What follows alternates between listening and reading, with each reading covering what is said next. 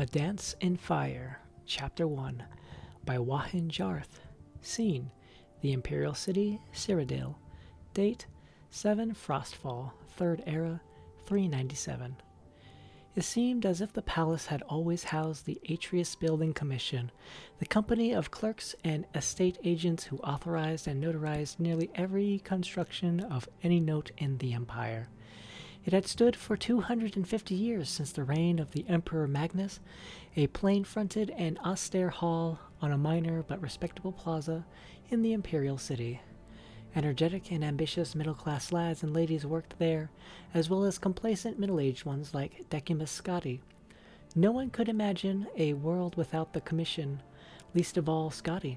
To be accurate, he could not imagine a world without himself in the Commission. Lord Atreus is perfectly aware of your contributions, said the managing clerk, closing the shutter that demarcated Scotty's office behind him. But you know that things have been difficult. Yes, said Scotty stiffly. Lord Vanek's men have been giving us a lot of competition lately, and we must be more efficient if we are to survive. Unfortunately, that means releasing some of our historically best but presently underachieving senior clerks. I understand. Can't be helped. I'm glad that you understand, smiled the managing clerk, smiling thinly and withdrawing. Please have your room cleared immediately. Scotty began the task of organizing all his work to pass on to his successor. It would probably be young Imbralius who would take most of it on, which was as it should be. He considered philosophically. The lad knew how to find business. Scotty wondered idly what the fellow would do with the contracts for the new statue of Saint Alessia, for which the Temple of the One had applied. Probably invent a clerical error, blame it on his old predecessor, Decimus Scotti, and require an additional cost to rectify. I have correspondence for Decimus Scotti of the Atreus Building Commission. Scotty looked up. A fat-faced courier had entered his office and was thrusting forth a sealed scroll.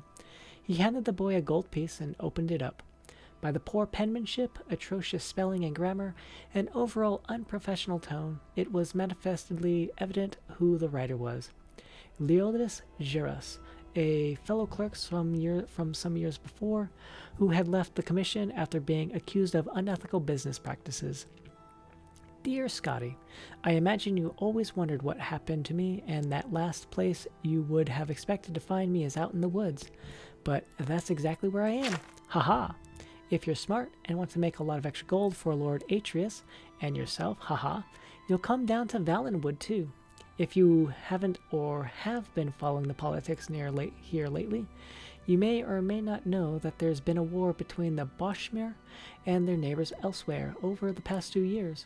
Things have only just calmed down, and there's a lot that needs to be rebuilt. Now, I've got more business than I can handle, but I need someone with some clout, someone representing a respected agency to get the quill in the ink. That someone is you, my friend. Come and meet me at the Mathur Pascos Tavern in Philinesti, Valenwood. I'll be here 2 weeks, and you won't be sorry. Juris. P.S. Bring a wagon load of timber if you can. What do you have there, Scotty? Asked a voice. Scotty started. It was Imbralius, his damnably handsome face peeking through the shutters, smiling in that way that melted the hearts of the stingiest of patrons and the roughest of stonemasons. Scotty shoved the letter in his jacket pocket. Personal correspondence, he sniffed. I'll be clearing up here in just a moment. I don't want to hurry you, said Imbralius, grabbing a few sheets of blank contracts from Scotty's desk. I've just gone through the stack, and the junior scribe hands are all cramping up, so I thought you wouldn't miss a few. The lad vanished. Scotty retrieved the letter and read it again. He thought about his life, something he rarely did. It seemed a sea of gray with a black insurmountable wall looming. There was only one narrow passage he could see in that wall. Quickly, before he had a moment to reconsider it, he grabbed a dozen of the blank contracts with a shimmering gold leaf Atreus Building Commission by appointment of His Imperial Majesty, and hid them in the satchel with his personal effects. The next day, he began his adventure with a giddy lack of hesitation. He arranged for a seat in a caravan bound for Valenwood, the single escorted conveyance to the southeast, leaving the imperial city that week. He had scarcely hours to pack, but he remembered to purchase a wagon load of timber. It will be extra gold to pay for a horse to pull that, frowned the convoy head. So I anticipated, smiled Scotty, with his best imbroglious grin. 10 wagons in all set off that afternoon through the familiar Cyrodiilic countryside, past fields of wildflowers, gently rolling woodlands, friendly hamlets. The clop of the horses' hooves against the sound stone road reminded Scotty that the Atreus Building Commission constructed it.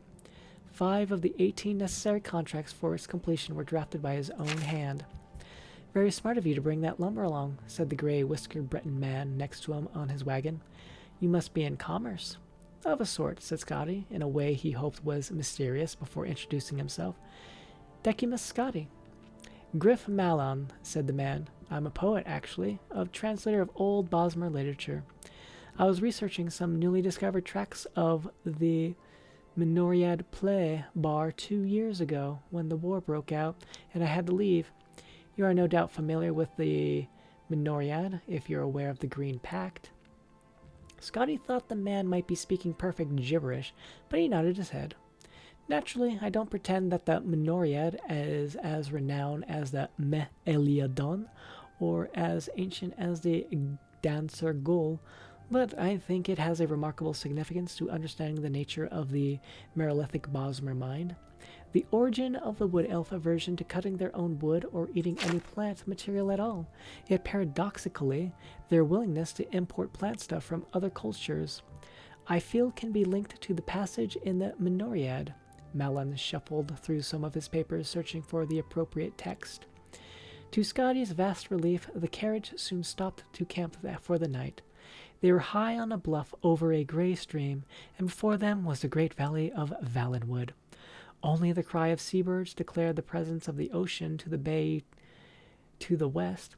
Here the timber was so tall and wide, twisting around itself like an impossible knot begun aeons ago, to be impenetrable. A few more modest trees, only 50 feet to the lowest branches, stood on the cliff at the edge of camp. The sight was so alien to Scotty, he found himself so anxious about the proposition of entering the wilderness that he could not imagine sleeping. Fortunately, Malon had supposed he had found another academic with a passion for the riddles of ancient cultures. Long into the night he recited Bosmer verse in the original and in his own translation, sobbing and bellowing and whispering wherever appropriate. Gradually Scotty began to feel drowsy, but a sudden crack of wood snapping made him sit straight up. What was that? Malon smiled. I like it too. Convocation in the malignity of the moonless speculum, a dance of fire. There are some enormous birds up in the trees, moving around, whispered Scotty, pointing in the direction of the dark shapes above. I wouldn't worry about that, said Malon, irritated with his audience. Now listen to how the poet characterizes Hermamora's invocation in the 18th stanza of the 4th book. The dark shapes in the trees were some of them perched like birds, others slithered like snakes, and still others stood up straight like men. As Malon recited his verse, Scotty watched the figures softly leap from branch to branch, half gliding across impossible distances for anything without wings.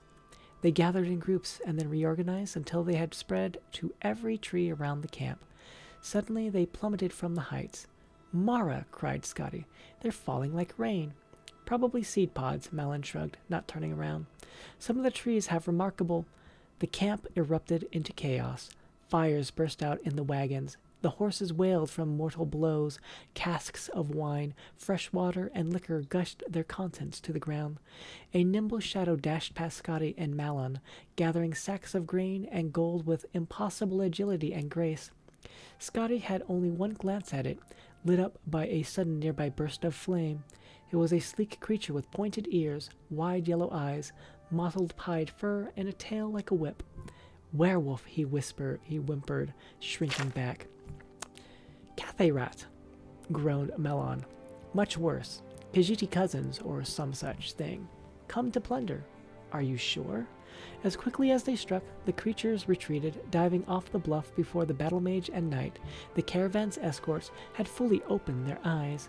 Malin and Scotty ran to the precipice and saw 100 feet below the tiny figures dash out of the water, shake themselves, and disappear into the wood. Werewolves aren't acrobats like that, said Malin. They were definitely Cathy rat. Bastard thieves. Thanks Stendar they didn't notice the value of my notebooks. It wasn't a complete loss.